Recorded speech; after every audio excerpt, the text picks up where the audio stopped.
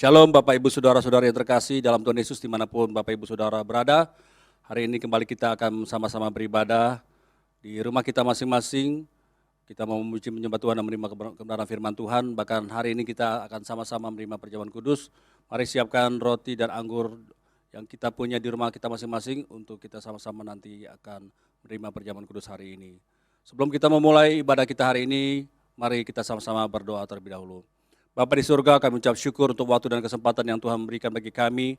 Kalau kami boleh hari ini ada, sebagaimana kami ada semua karena kebaikan Tuhan. Dan kami siapkan hati kami untuk menerima berkat daripada Tuhan melalui pujian penyembahan, melalui kebenaran firman Tuhan. Biar kiranya pengurapan Tuhan turun setiap kami, Tuhan memberikan kami pengertian-pengertian secara ilahi, supaya kami mengerti dan mengenal lebih dalam lagi dan melakukan kebenaran firman-Mu dalam setiap kehidupan kami. Berkati setiap hamba-hamba-Mu Tuhan yang akan melayani sepanjang ibadah hari ini. Berkat-Mu turun setiap mereka Tuhan, terlebih hamba-Mu, pendeta Dieter Nicholas Tuhan, yang akan Tuhan pakai menjadi alat berkat-Mu untuk menyampaikan kebenaran firman-Mu dan memimpin perjamuan hari ini.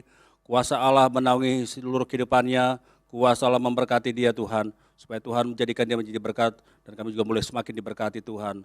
Terima kasih Tuhan, kami sambut berkat-Mu sepanjang ibadah hari ini, di dalam nama Tuhan Yesus Kristus kami berucap syukur, haleluya, amin.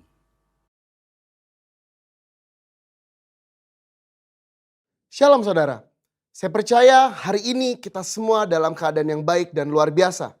Dalam edisi Voice of Pentecost kali ini, kita akan membahas berkat bagi orang yang menjaga integritas hidup.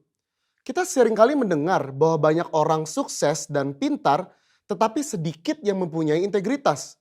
Di dalam Alkitab terjemahan NIV, tercatat ada 22 kata integrity. Hal ini menunjukkan betapa pentingnya integritas di mata Tuhan. Lalu pertanyaannya adalah, mengapa orang percaya diminta untuk menjaga integritas? Orang-orang yang menjaga integritas, hidupnya akan mendapatkan keamanan, perlindungan, anak cucunya akan ikut bahagia, tuntunan, serta perkenanan dari Tuhan. Di dalam Efesus 4 ayat pertama mengisahkan bagaimana Paulus yang sedang dipenjara memberikan nasihat kepada jemaat di Efesus supaya mereka menaruh bobot panggilan sebagai anak-anak Tuhan seimbang dengan gaya hidup yang menunjukkan kualitas moral dan karakter yang sesuai. Sekarang kita akan mempelajari berkat dan manfaat dari orang yang menjaga integritas hidupnya. Yang pertama, keamanan dan perlindungan dari Tuhan.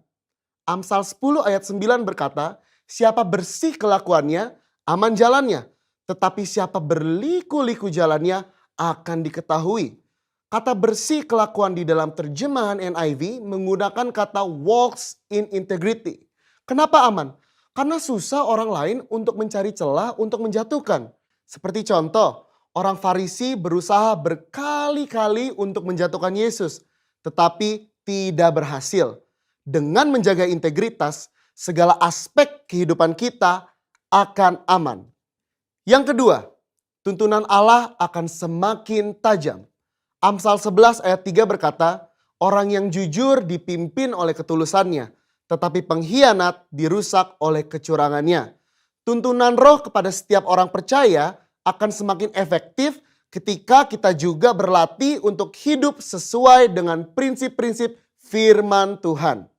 Semakin kita dituntun oleh Roh Kudus, maka kita semakin masuk ke dalam kehendak Bapa. Yang ketiga, keturunannya akan berbahagia. Amsal 20 ayat 7 berkata, orang benar yang bersih kelakuannya, berbahagialah keturunannya. Integritas di ayat ini digambarkan dengan kata bersih kelakuannya. Bersih kelakuan di sini artinya kita menghidupi kebenaran firman. Dalam Mazmur 37 ayat 25-26 dikatakan orang yang benar, anak cucunya akan menjadi berkat. Mereka tidak akan meminta-minta roti. Yang keempat, perkenanan Allah turun kepada orang yang berintegritas. 1 Tawari 29 ayat 17 berkata, aku tahu ya Allahku bahwa engkau adalah penguji hati dan berkenan kepada keikhlasan. Maka aku pun mempersembahkan semuanya itu dengan sukarela dan tulus ikhlas. Allah berkenan kepada keikhlasan. Orang yang tulus ikhlas adalah orang yang memiliki motivasi yang murni tanpa ada niatan lain. Apa yang benar yang harus dilakukan, itulah yang dilakukan. Dan ternyata itu menjadi suatu persembahan yang berkenan kepada Allah. Bukankah itu adalah berkat tersendiri yang luar biasa?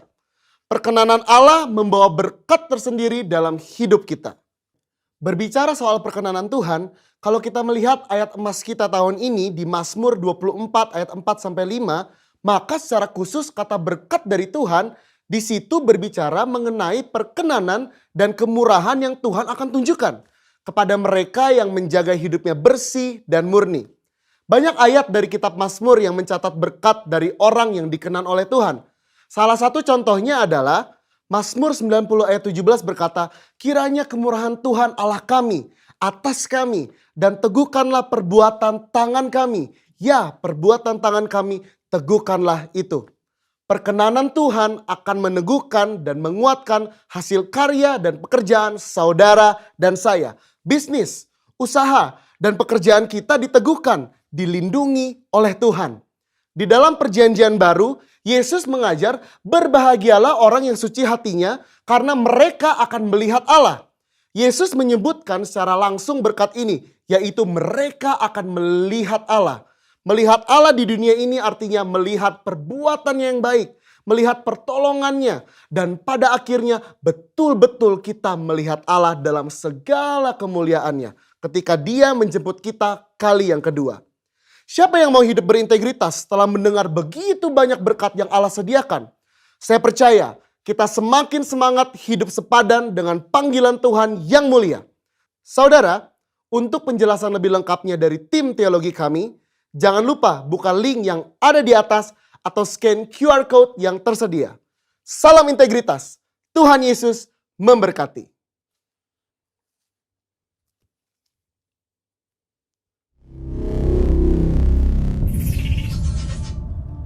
Shalom jemaat yang dikasih Tuhan, dimanapun kita berada saat ini, di rumah, dimanapun kita berada, kita percaya Tuhan hadir di tengah-tengah kita, amin. Dan siap kita memuji Tuhan lebih lagi, sorakan haleluya.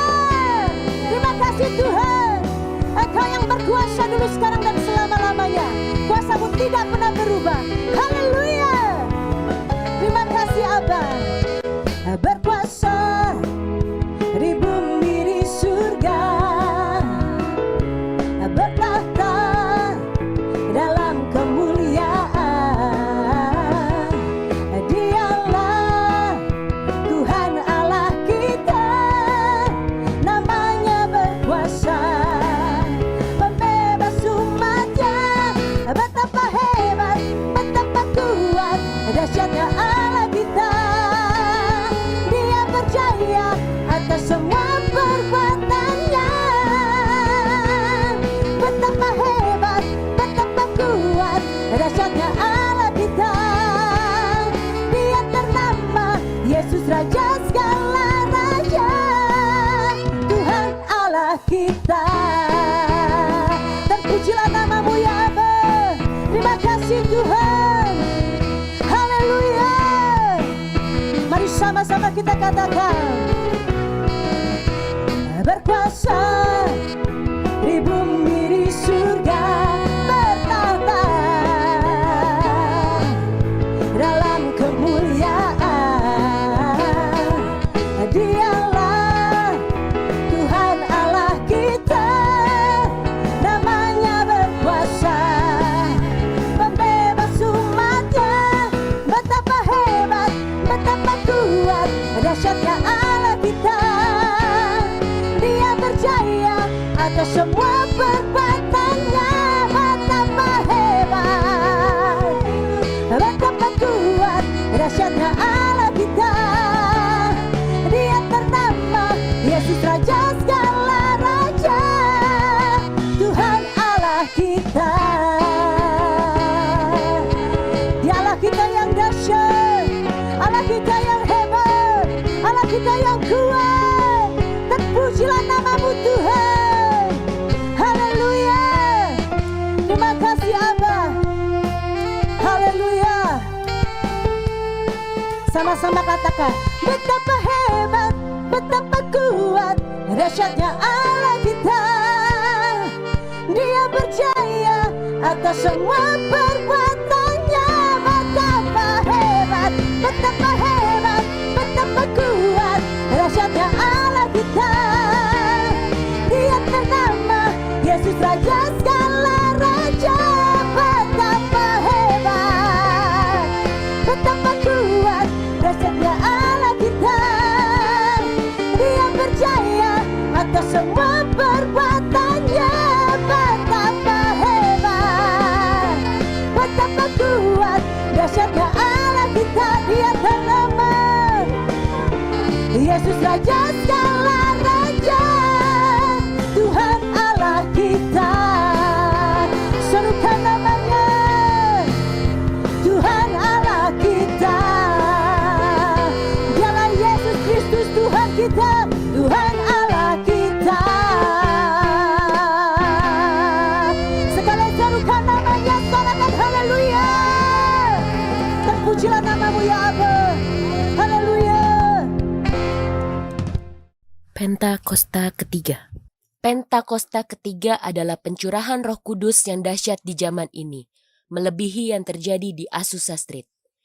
Pentakosta ketiga akan mengakibatkan penuaian jiwa yang terbesar dan yang terakhir sebelum Tuhan Yesus datang kembali. Pentakosta ketiga akan membangkitkan generasi Yeremia, yaitu anak-anak muda yang dipenuhi Roh Kudus, cinta mati-matian kepada Tuhan Yesus, tidak kompromi terhadap dosa dan akan bergerak untuk memenangkan jiwa. Pentakosta ketiga lahir di Indonesia dan bergerak ke bangsa-bangsa. Gerakan ini dari timur ke barat dan akan kembali ke Yerusalem. Pentakosta ketiga akan memberikan kuasa untuk menyelesaikan amanat agung dan setelah itu Tuhan Yesus datang kembali. Pagi hari ini kami mau naikkan syukur kami yang terbaik, persembahan kami yang terbaik bagi Engkau ya Aba. Terpujilah namamu Tuhan. Terima kasih.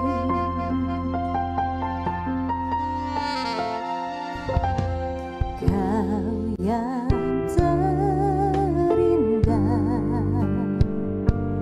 di dalam hidup ini, tiada Allah Tuhan yang seperti Engkau, besar perkasa penuh kemuliaan. Kau yang termanis di dalam hidup ini, ku cinta Kau lebih dari segalanya, besar kasih setiamu kepadaku.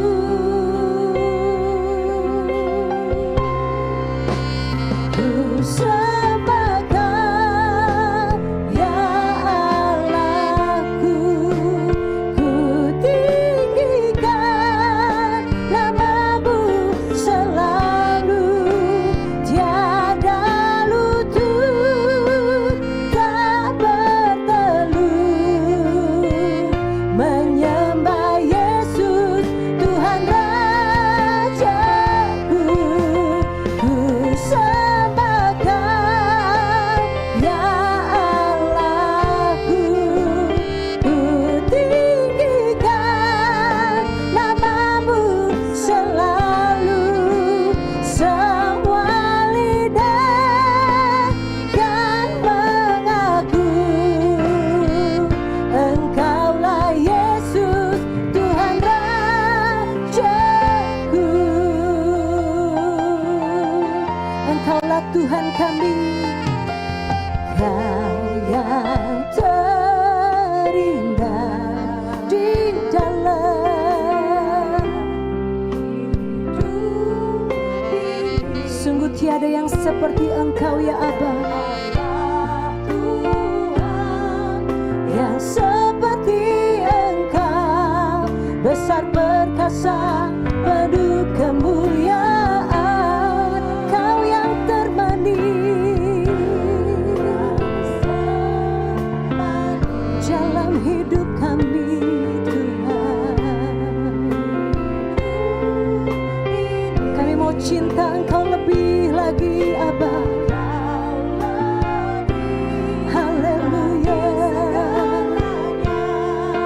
besar kasih setiamu kepadaku, kami sembah.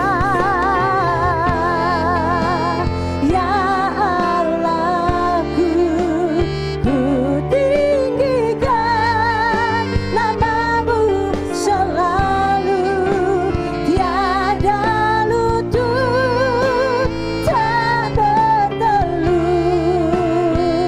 menyembah Yesus Tuhan Rajaku, kami sembah.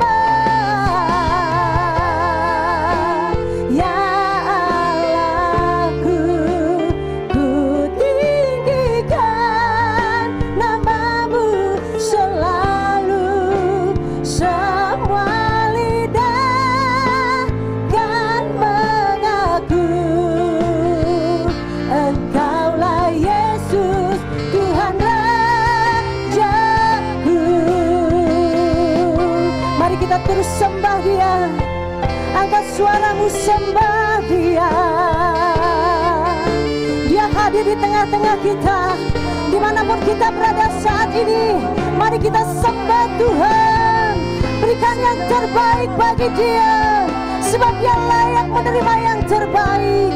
Bagi Tuhan segala kemuliaan, segala hormat, kuasa untuk selama-lamanya. Serukan namanya.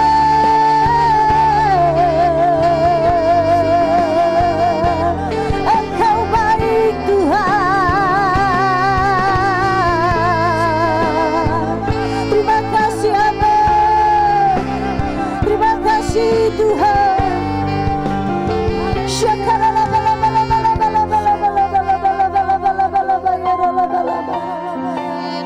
Ku sembahkan ya Allahku, ku tinggikan namamu selalu, tiada lutut tak bertelut, menyembah Yesus Tuhan Rajaku, kami sembah Kau, ku sembah Kau ya Allahku, ku tinggikan namamu selalu, semua lidah akan mengaku Engkaulah Yesus, Engkaulah Yesus Tuhan Rajaku, kami sembah, ku sembah Kau ya Allahku, ku tinggikan namamu selalu, tiada lutut, tiada lutut tak bertelut, menyembah Yesus Tuhan Rajaku, kami sembah. Ya Allahku, kami tinggikan Engkau Tuhan, namamu selalu, semua lidah akan mengaku Engkaulah Tuhan, Engkaulah Yesus Tuhan Rajaku, semua lidah kan mengaku Engkaulah Yesus Tuhan Rajaku, semua lidah kan mengaku Engkaulah Yesus Tuhan Rajaku.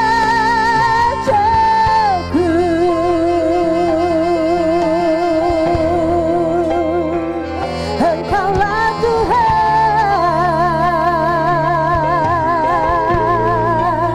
yang berdaulat atas hidup kami, berdaulat atas kami Tuhan.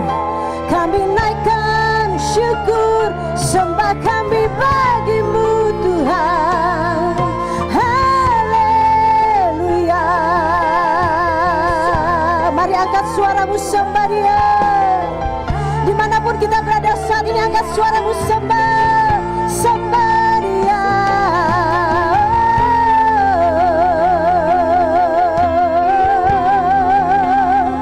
Biar segala yang bernafas memuji Engkau ya Tuhan, meninggikan nama Tuhan. Haleluya.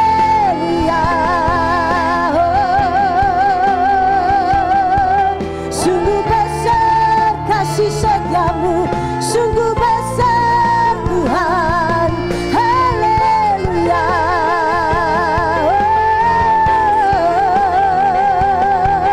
Bersyukur buat kasih-Mu, bersyukur buat anugerah-Mu Tuhan. Haleluya.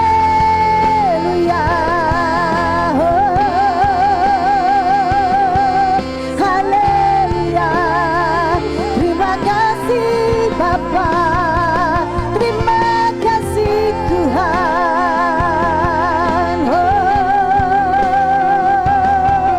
Haleluya, haleluya, haleluya. Glory bagimu Tuhan.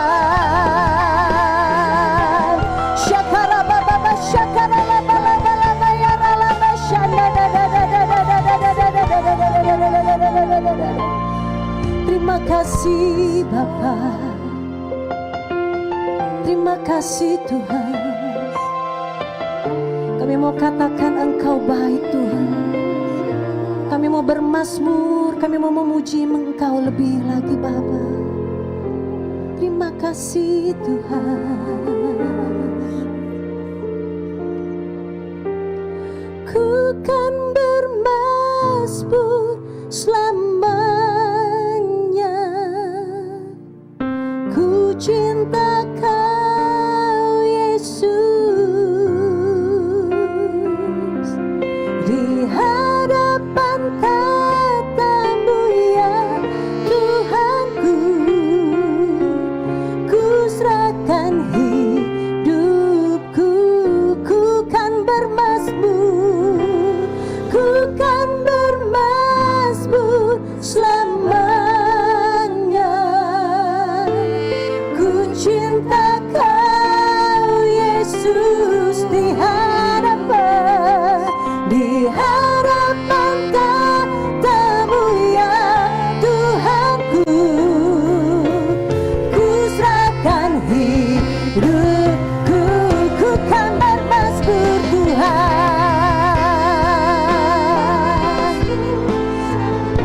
Kami cinta Engkau Tuhan. Di hadapan tatamu Tuhanku, ku serahkan hidupku. Mari kita angkat tangan, kita katakan di hadapan Tuhan. Ku kan bermazmur selama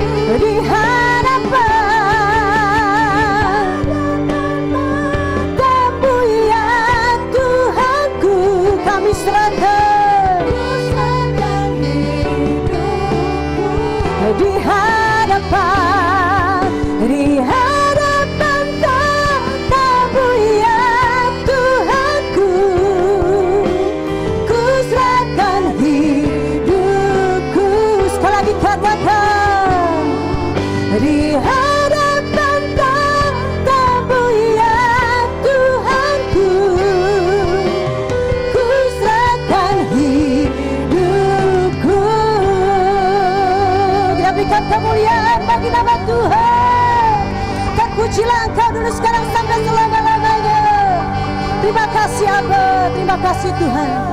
Saat ini kami buka hati kami untuk roh-Mu ya Bapa. Dan kami siap menyambut firman-Mu hanya di dalam nama Tuhan Yesus. Haleluya. Amin. Mari bersama-sama kita perkatakan Mazmur 91. Dalam lindungan Allah. Orang yang duduk dalam lindungan yang maha tinggi dan bermalam dalam naungan yang maha kuasa akan berkata kepada Tuhan, tempat perlindunganku dan kubu pertahananku, Allahku yang kupercayai. Sungguh, Dialah yang akan melepaskan engkau dari jerat penangkap burung, dari penyakit sampar yang busuk. Dengan kepaknya ia akan menudungi engkau, di bawah sayapnya engkau akan berlindung. Kesetiaannya ialah perisai di pagar tembok. Engkau tak usah takut terhadap kedahsyatan malam, terhadap panah yang terbang di waktu siang, terhadap penyakit sampar yang berjalan di dalam gelap, terhadap penyakit menular yang mengamuk di waktu petang. Walau 1.000 orang rebah di sisimu, dan 10.000 di sebelah kananmu, tetapi itu tidak akan menimpamu. Engkau hanya menontonnya dengan matamu sendiri dan melihat pembalasan terhadap orang-orang fasik. Sebab Tuhan ialah tempat perlindunganmu, yang maha tinggi telah kau buat tempat perteduhanmu. Malapetaka tidak akan menimpa kamu, dan tulah tidak akan mendekat kepada kemahmu. Sebab malaikat-malaikatnya akan diperintahkannya kepadamu untuk menjaga engkau di segala jalanmu. Mereka akan menatang engkau di atas tangannya, supaya kakimu jangan terantuk kepada batu. Singa dan ular tedung akan kau langkahi, engkau akan menginjak anak singa dan ular naga. Sungguh, hatinya melekat kepadaku, maka aku akan meluputkannya, aku akan membentenginya sebab ia mengenal namaku.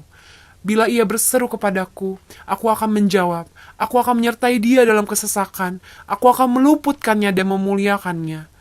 Dengan panjang umur akan kukenyangkan dia, dan akan kuperlihatkan kepadanya keselamatan daripadaku. Shalom, Jemaat GBI Rayon 1H. Sebelum kita masuk dalam firman Tuhan, mari kita mau mulai di dalam doa. Bapa kami dalam sorga, terima kasih Tuhan buat hari ini. Kalau hari ini kami boleh berkumpul, sekalipun kami ada di rumah kami masing-masing, tapi kami percaya hadirat-Mu tidak bisa dibatasi oleh apapun juga ya Bapa. Dan sebentar juga kami mau mendengar kebenaran-Mu, biarkan kebenaran-Mu ini menerangi langkah kehidupan kami. Kami mau buka hati kami lebar-lebar, kami mau buka pikiran kami lebar-lebar, kami mau izinkan Tuhan yang ada dalam hati dan pikiran kami. Urapi hamba-Mu ini ya Bapa, biar apa yang keluar dari mulut bibir hamba-Mu adalah perkataan-perkataan yang membangkitkan kami, menguatkan kami, menjadikan setiap kami pribadi-pribadi yang semakin serupa dengan gambaran Tuhan. Di dalam nama Tuhan kami Yesus Kristus, setiap kita yang percaya dan siap diberkati dengan kebenaran firman Tuhan, sama-sama kita katakan, amin. Saudaraku terkasih dalam Tuhan, kalau hari ini saudara suka judul khotbah, saya kasih judul Intimacy with God. Saudaraku terkasih dalam Tuhan, kenapa sih kita harus intim dengan Tuhan? Karena keadaan akhir zaman ini, ada begitu banyak orang Kristen yang secara lahiriah beribadah kepada Tuhan, tapi mereka nggak punya hubungan dengan Tuhan. Bahkan Alkitab jelaskan dalam 2 Timotius 3 ayat yang kelima, Alkitab katakan seperti ini.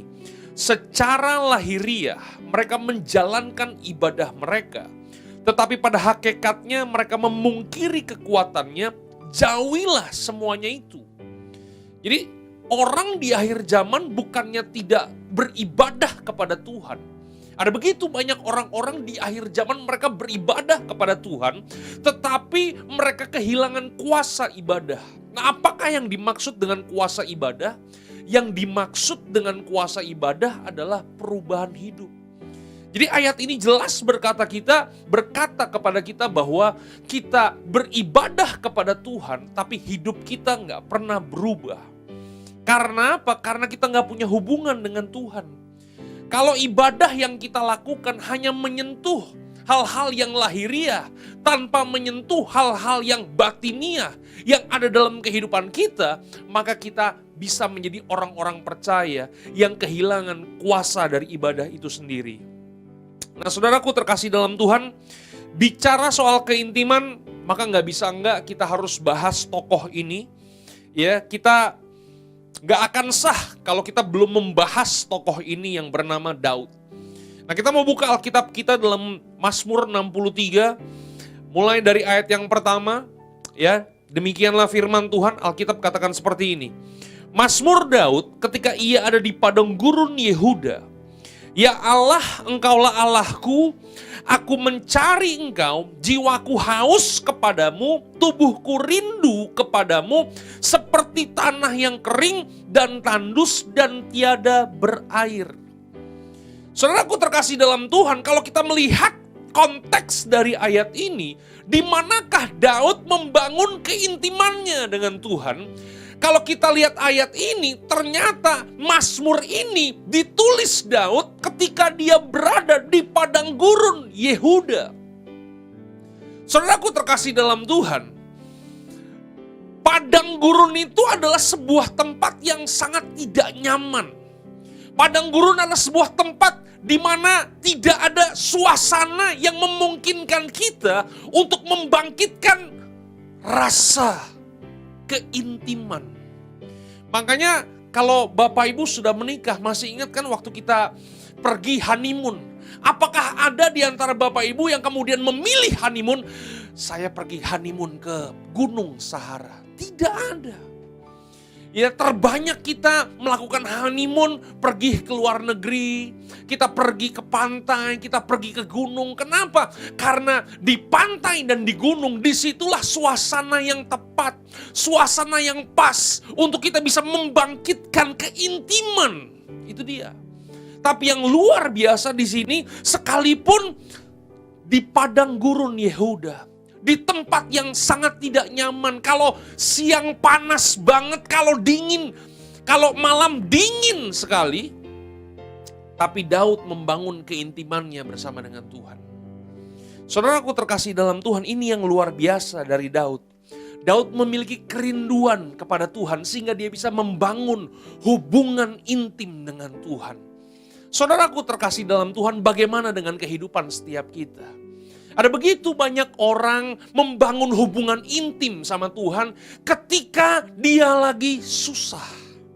Waktu susah ada begitu banyak orang ingat sama Tuhan. Waktu dia keadaan yang kepepet ada begitu banyak orang dia melibatkan Tuhan dalam kehidupannya. Tapi begitu dia lagi senang dia lupa sama Tuhan. Ada orang-orang yang kebalikannya Bapak Ibu. Waktu masih jaya, waktu hidupnya diberkati, semua hidupnya dicukupi sama Tuhan.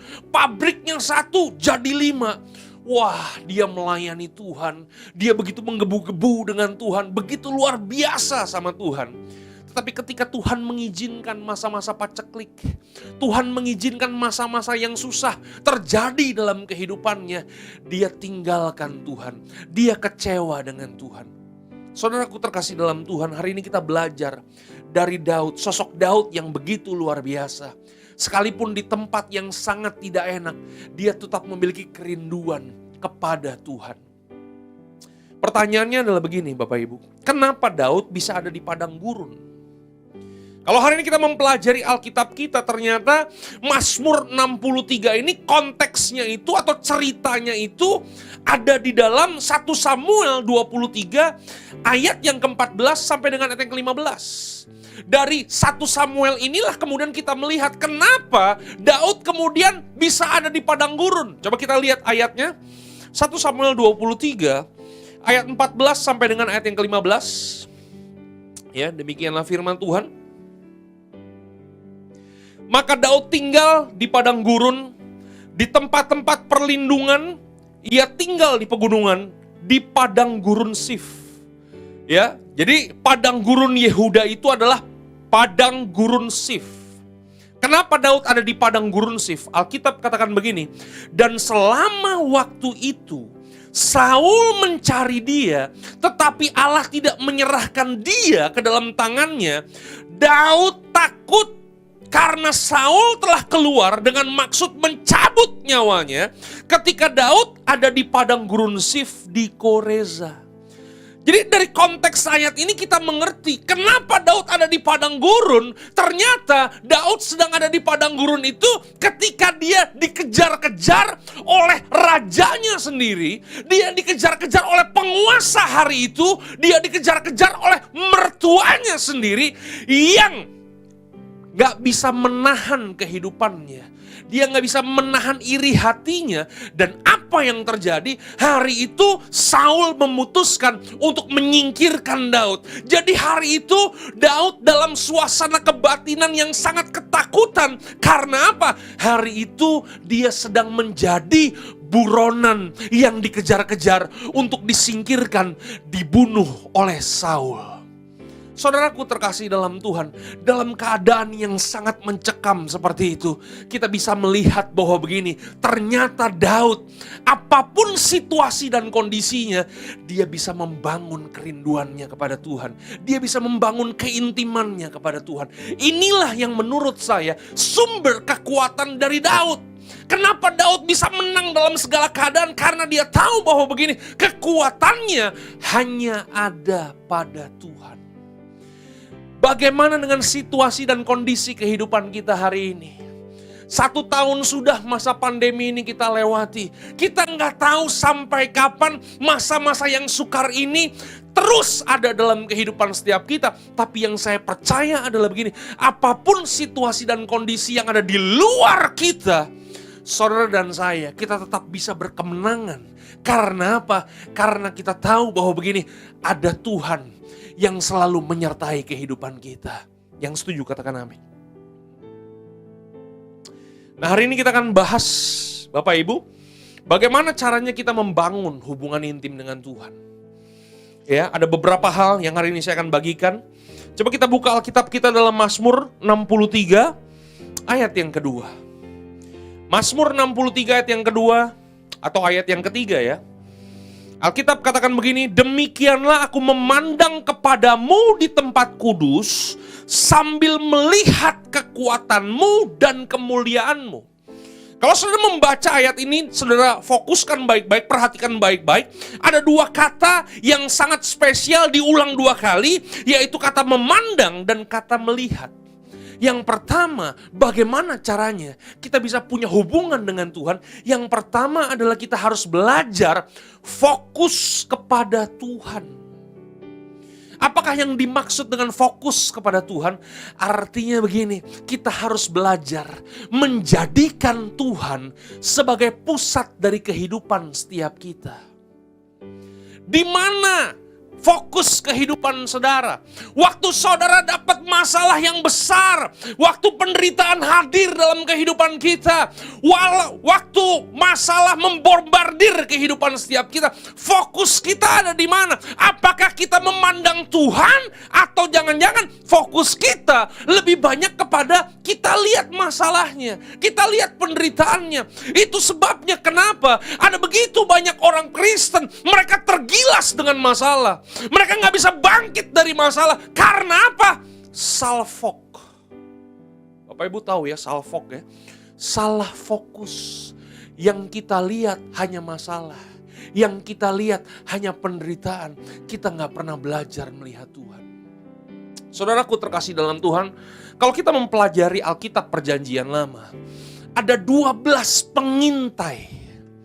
12 pengintai itu diambil dari 12 suku Israel. Mereka diambil itu masing-masing orang terbaik. Bukan orang-orang yang receh ya, tapi orang-orang terbaik. Diambil dari 12 suku. Mereka kemudian diutus untuk mengintai tanah perjanjian. Saudaraku terkasih dalam Tuhan, 10 orang ketika mereka kembali dari tanah perjanjian, mereka kemudian menghadap Musa. Kemudian mereka berkata seperti ini, Musa, ini tanah yang luar biasa. Ini tanah yang subur, penuh dengan susu dan madu. Bayangin Musa, jeruknya kayak jeruk bali. Jeruk balinya kayak semangka. Semangkanya kayak bola basket. Wow, ini tanah yang luar biasa. Kemudian mereka berkata begini, tapi Musa, jangan bawa kita ke sana Musa. Kenapa? Karena di sana itu hidup orang-orang raksasa. Mereka itu tinggi besar Musa. Kalau kita ke sana, waduh, kita akan disantap sama mereka. Jadi respon 10 pengintai, mereka hanya melihat masalah. Mereka hanya melihat orang-orang raksasa yang akan menyantap kehidupan mereka. Tapi beda dengan dua pengintai, ya, Yosua dan Kaleb juga memberikan laporan kepada Musa. Yosua dan Kaleb katakan begini, Musa, ini tanah yang penuh dengan susu dan madu, ini tanah yang subur, tanah yang luar biasa. Bayangin Musa, jeruknya kayak jeruk bali. Jeruk balinya kayak semangka, semangkanya kayak bola basket Musa. Ini tanah yang subur banget nih. Tapi Musa, sekalipun di sana hidup orang-orang raksasa, percayalah kita yang akan melahap mereka karena kita punya Tuhan yang luar biasa. Saudaraku terkasih dalam Tuhan, saya mau tanya kepada saudara, masalahnya sama nggak? Masalahnya sama. Mereka menghadapi orang-orang raksasa. Itu dia, masalahnya sama. Tapi kenapa hasilnya bisa berbeda? Hasilnya berbeda karena apa? Perspektifnya berbeda. Fokusnya berbeda. Ya kan? 10 pengintai hanya berfokus kepada masalah. Tetapi Yosua dan Kaleb berfokus kepada Tuhan yang akan menyertai kehidupan mereka. Oleh sebab itu hari ini Bapak Ibu, kalau kita mau berkemenangan di dalam Tuhan, kita harus punya hubungan dengan Tuhan. Dan bagaimana kita bisa punya hubungan dengan Tuhan? Yang pertama, kita harus fokus kepada Tuhan, bukan kepada masalahnya. Yang kedua Alkitab katakan seperti ini. Dalam Mazmur 63 ayat yang kelima dan ayat yang keenam, demikianlah firman Tuhan. Demikianlah aku mau memuji engkau seumur hidupku dan menaikkan tanganku demi namamu. Ayat yang ke-6. Seperti dengan lemak dan sumsum jiwaku dikenyangkan, dan dengan bibir yang bersorak-sorai mulutku memuji-muji. Kalau sudah mempelajari ayat ini, ada 2 kata yang diulang 2 kali oleh Daud, yaitu apa? Yaitu kata memuji-muji. Oleh sebab itu kalau kita ingin membangun hubungan intim dengan Tuhan, yang kedua adalah kita harus belajar mengembangkan sikap memuji Tuhan. Kita harus mengembangkan sikap bersyukur kepada Tuhan. Ini sikap yang harus dikembangkan. Makanya Alkitab katakan apa? Bersyukurlah dalam segala hal. Kenapa saudara dan saya kita harus bersyukur? Kenapa kita harus bersyukur? Karena lawan dari bersyukur adalah bersungut-sungut. Saudaraku terkasih dalam Tuhan, jangan pernah meremehkan sikap bersungut-sungut. Sadarkah saudara, bangsa Israel itu mereka gak bisa masuk tanah perjanjian. Mereka gak bisa menikmati tanah yang Tuhan janjikan dalam kehidupan mereka. Karena apa? Karena di sepanjang perjalanan, waktu mereka melewati padang gurun yang panas dan dingin itu, di sepanjang jalan mereka bersungut-sungut. Makanya begini, kenapa kita gak boleh bersungut-sungut? Karena bersungut-sungut adalah dosa pemberontakan kepada Tuhan. Bapak Ibu pernah ya lihat orang sedang berdemo? Pernah lihat orang berdemo? Biasanya mereka berdemo di istana, ya kan? Istana presiden kita, kemudian mereka berdemo, mereka teriak-teriak. Dan apa yang biasanya kita dengar dari teriakan mereka? Yang biasanya kita dengar dari teriakan mereka adalah mereka menyuruh presiden turun dari kursi ke presidennya. Karena apa? Karena presiden gak sanggup ngatur hidup rakyat. Itulah yang dilakukan oleh pendemo. Nah saudaraku terkasih dalam Tuhan, kenapa bersungut-sungut saya bilang sebagai sebuah dosa? Karena begini, karena dengan bersungut-sungut sebenarnya kita itu sedang menyuruh Tuhan turun dari tahtanya. Karena kita merasa bahwa begini, Tuhan gak sanggup mengatur kehidupan kita. Makanya kenapa orang yang bersungut-sungut itu adalah dosa kudeta kepada Tuhan. Karena apa? Karena dia merasa, dia menganggap bahwa Tuhan gak bisa atur kehidupannya. Saudaraku terkasih dalam Tuhan, inilah yang menyebabkan bangsa Israel gak bisa menerima janji Tuhan. Inilah yang menyebabkan bangsa Israel kehilangan segalanya. Mereka mati di padang gurun, satu generasi mati di padang gurun. Karena apa?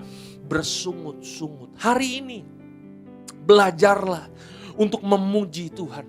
Hari ini kembangkanlah sikap bersyukur kepada Tuhan. Pertanyaannya begini, apa sih yang perlu kita syukuri daripada Tuhan? Kalau kita membaca ayat ini dalam Mazmur 63 ayat yang keempat, Alkitab katakan seperti ini Bapak Ibu.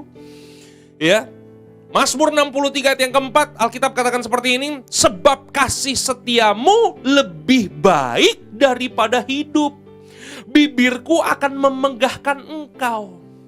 Jadi kenapa Daud bisa memuji Tuhan? Kenapa Daud bisa bersyukur kepada Tuhan? Karena Daud punya pemahaman begini, bahwa kasih setia Tuhan itu lebih baik daripada hidup. Apakah yang dimaksud dengan kasih setia? Kalau teman-teman, Bapak Ibu mempelajari Alkitab dalam terjemahan bahasa asli, dalam terjemahan bahasa asli itu dipakai kata goodness yang berarti kebaikan. Jadi menurut Daud adalah begini, ya, bahwa dia memiliki sikap memuji Tuhan, bersyukur kepada Tuhan. Karena yang dia lihat adalah kebaikan Tuhan. Dia bersyukur buat semua kebaikan Tuhan. Karena Daud berkata, sebab kebaikan Tuhan, sebab kasih setia Tuhan lebih baik daripada hidup. Apakah yang dimaksud hidup dari Daud ini? Yang dimaksud hidup dari Daud ini adalah begini. Hidup menurut pemahaman Daud adalah hidup nyaman di istana. Karena apa? Karena dari semenjak dia masih muda, dia itu udah diurapi oleh Samuel untuk menjadi raja Israel. Jadi pemahaman Daud tentang hidup adalah sebuah kenyamanan untuk tinggal di istana. Dia bisa makan apa aja, hidup dilayani, hidup penuh dengan kemewahan. Itulah hidup menurut Daud. Tapi yang luar biasa, karena Daud mengembangkan sikap bersyukur kepada Tuhan, Daud berkata begini, sebab kasih setia Tuhan lebih baik daripada semua kenyamanan, lebih baik daripada semua kemewahan yang bakalan dia terima di istana. Karena apa? Semuanya itu gak penting. Yang paling penting buat Daud adalah selama dia hidup, dia bisa mengecap dan menikmati kebaikan Tuhan dalam kehidupannya. Itu yang penting dalam kehidupan setiap kita. Jangan kita bersyukur kepada Tuhan buat kalau Tuhan memberkati kehidupan kita. Jangan kita mengembangkan sikap bersyukur hanya ketika bisnis yang kita jalani semuanya lancar jaya. Saudaraku terkasih dalam Tuhan, seharusnya mentalitas kita harus belajar mengembangkan apapun situasi dan kondisinya. Kita harus belajar bersyukur kepada Tuhan. Karena dengan kita bersyukur kepada Tuhan, kita sedang menempatkan Tuhan di tempat yang tepat. Bahwa Dia adalah Raja dalam kehidupan kita. Dia penguasa dalam kehidupan setiap kita. Yang mengerti katakan amin. Yang ketiga, bagaimana caranya kita bisa mengembangkan? Kita bisa memiliki hubungan intim dengan Tuhan. Yang ketiga, kita mau buka Alkitab kita dalam Mazmur 63 ayat yang ke-7. Mazmur 63 ayat yang ke-7, demikianlah firman Tuhan. Apabila aku ingat kepadamu di tempat tidurku, merenungkan engkau sepanjang kawal malam. Oke? Ya. Jadi Bapak Ibu bisa lihat di sini bahwa ternyata Daud ingat Tuhan itu di tempat tidur. Jadi yang ketiga, bagaimana caranya kita bisa membangun hubungan dengan Tuhan? Yang ketiga adalah kita harus belajar untuk mengingat Tuhan. Kita harus belajar untuk begini, sadar akan Tuhan. Nah, Alkitab mencatat begini, Daud mengingat Tuhan itu ketika dia ada di tempat tidur. Bapak Ibu tahu ya tempat tidur ya. Tempat tidur itu adalah tempat yang paling nyaman.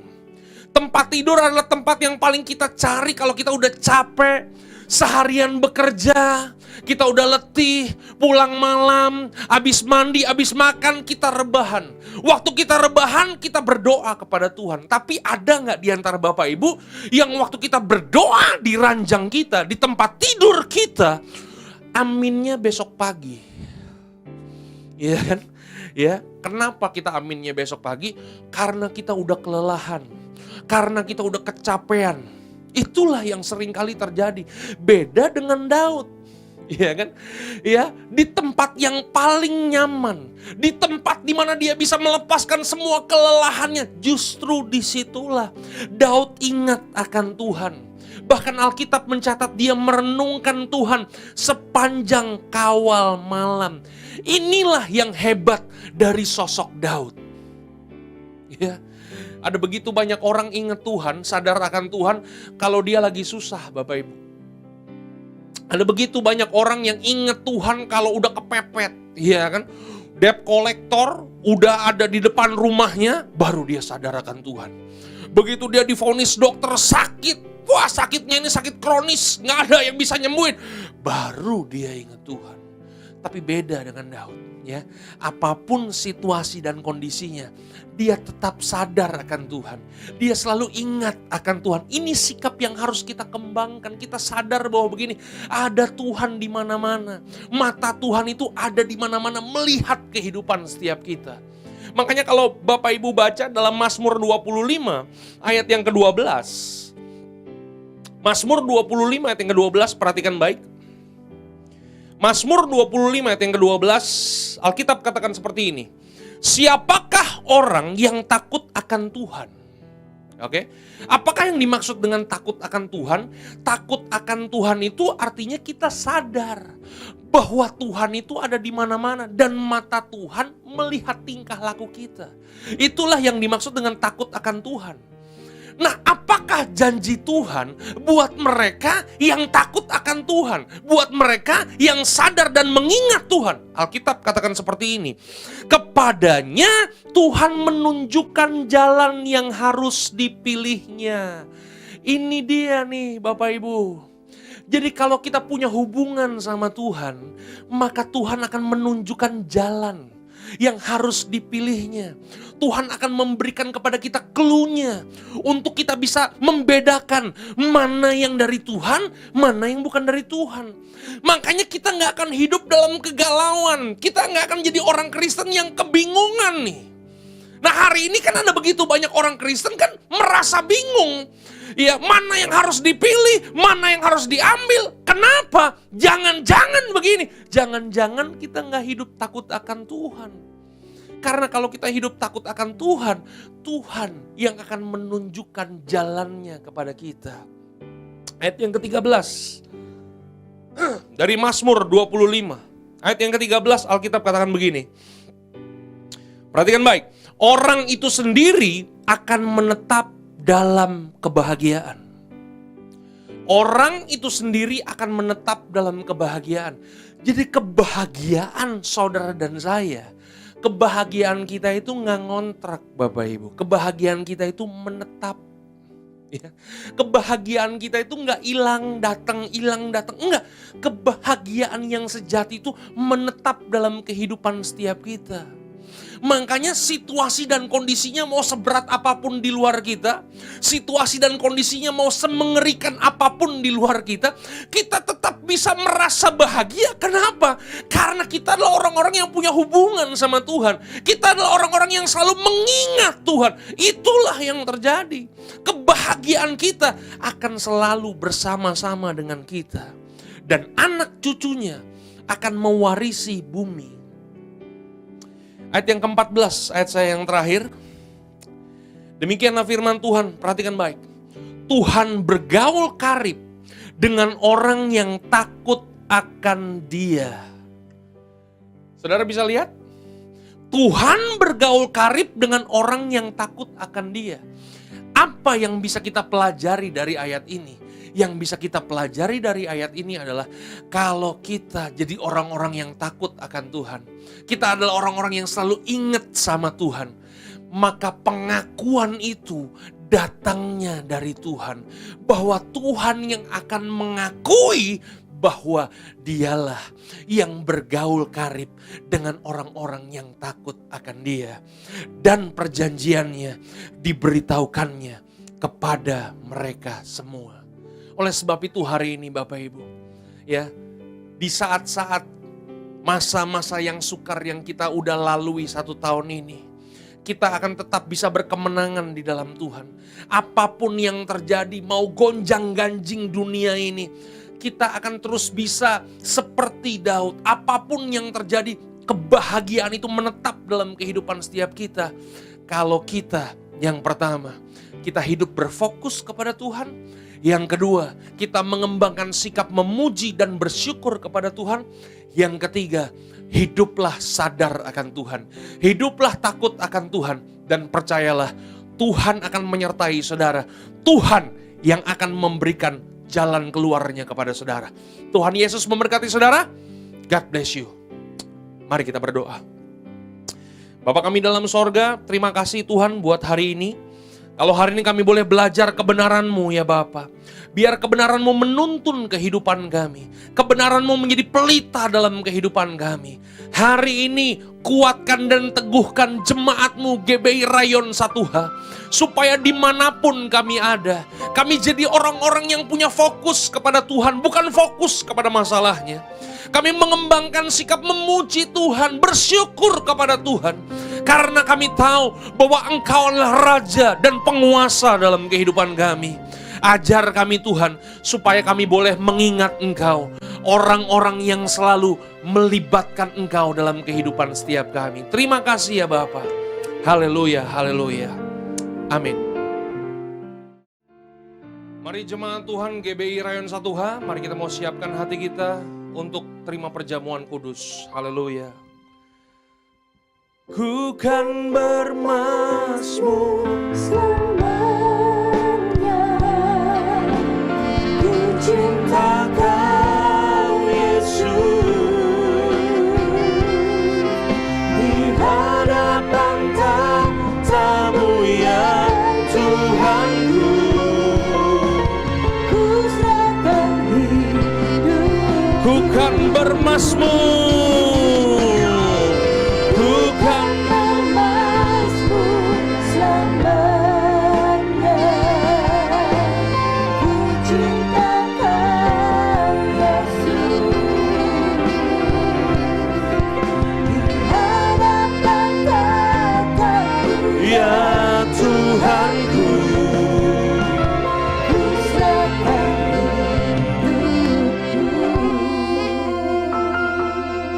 Saudaraku terkasih dalam Tuhan, perjamuan kudus ini diperuntukkan bagi mereka yang sudah percaya. Mari kita mau angkat roti kita tinggi-tinggi di hadapan Tuhan.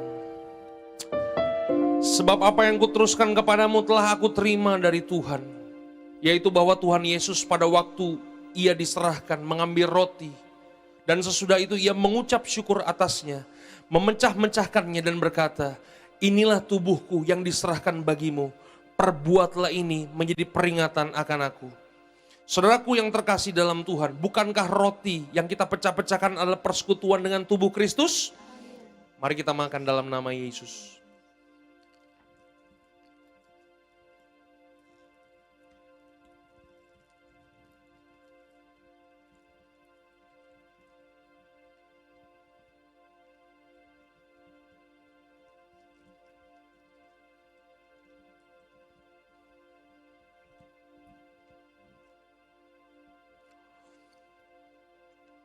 Demikian juga ia mengambil cawan sesudah makan, lalu berkata, cawan ini adalah perjanjian baru yang dimateraikan oleh darahku.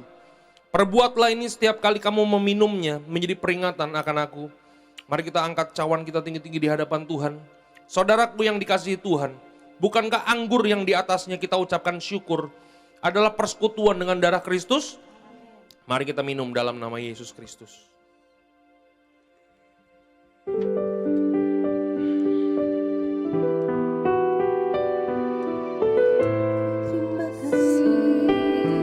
Mari kita sembah Tuhan. Mari kita bangun mezbah kita. Jadikan dia raja dalam kehidupan setiap kita. Haleluya Tuhan.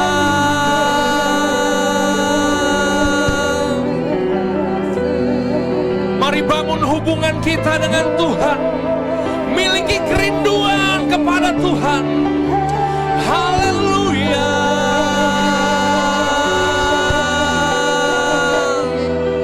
Oh ya ralama ya ralaba ya syandara lama ya ralaba ya ralamo.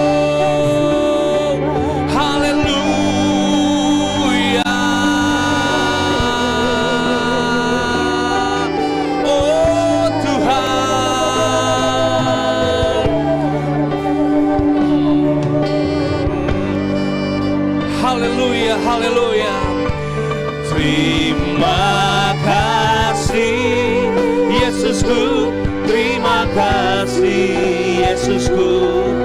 Puji syukur hanya bagi Tuhanku.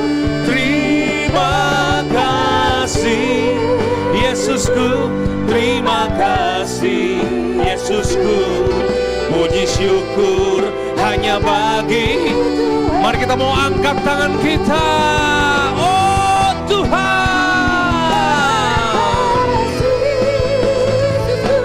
terima kasih Yesusku. Puji syukur hanya bagi Tuhanku. Terima kasih Yesusku, terima kasih Yesusku. Puji syukur hanya bagi. Puji syukur, puji syukur hanya bagi. Puji syukur, puji syukur hanya bagi Tuhanku. Haleluya.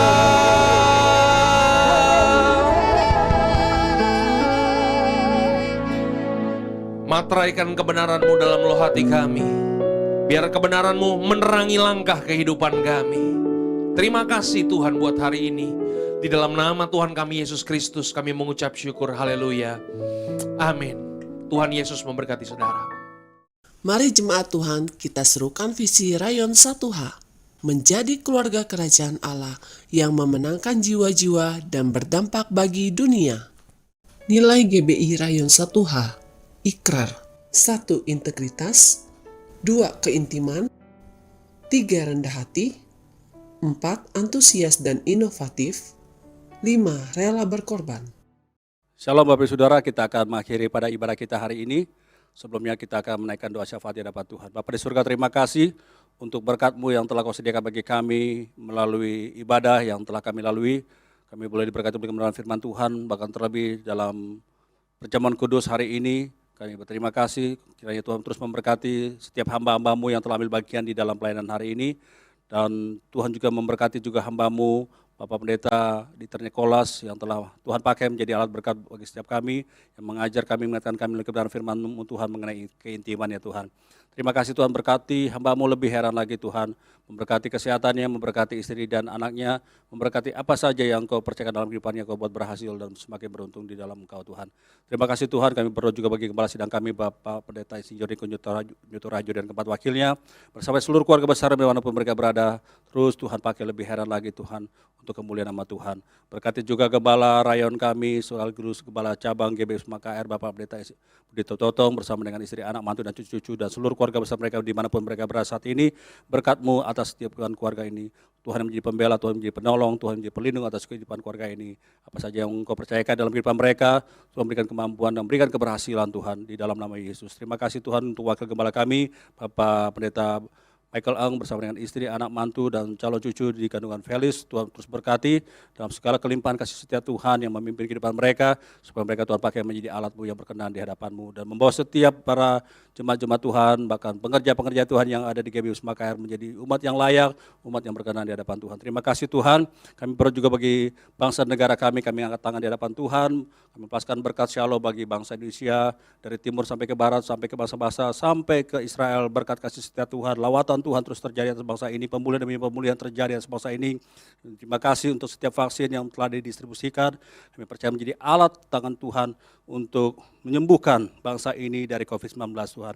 Berkati para pemimpin bangsa kami Tuhan, dari Presiden Jokowi, demikian juga Wakil Pak Maruf Amin, setiap para menteri, gubernur yang ada, sampai pemerintah pusat dan ke daerah Tuhan, lawatan Tuhan terus memakai setiap mereka dengan roh takut akan Tuhan, dan membawa bangsa ini keluar dari resesi ekonomi. Tuhan membangkitkan daripada usaha-usaha yang ada, dan setiap pekerjaan-pekerjaan yang ada di bangsa ini, Tuhan yang tolong, lawatan Tuhan terus memulihkan bangsa ini Bapak. Terima kasih Tuhan, dan sebelum kami mengakhiri pada ibadah kami hari ini Tuhan, kami siapkan hati kami untuk menerima berkat dari Tuhan melalui hamba-Mu. Haleluya. Amin. Mari kita angkat tangan kita dengan iman, kita terima berkat dari Tuhan. Terimalah berkat sukacita, damai sejahtera dari Allah Bapa kasih karunia berlimpah-limpah dari Tuhan Yesus, persekutuan yang manis, penghiburan, kekuatan, pertolongan dari Allah Roh Kudus menyertai kehidupan saudara-saudara sekalian mulai saat ini sampai Yesus datang kembali kedua kali menjemput kita di alam permai, bahkan sampai selama-lamanya. Yang percaya kita sama-sama mengatakan amin. Tuhan memberkati saudara berlimpah, limpah, limpah. Haleluya.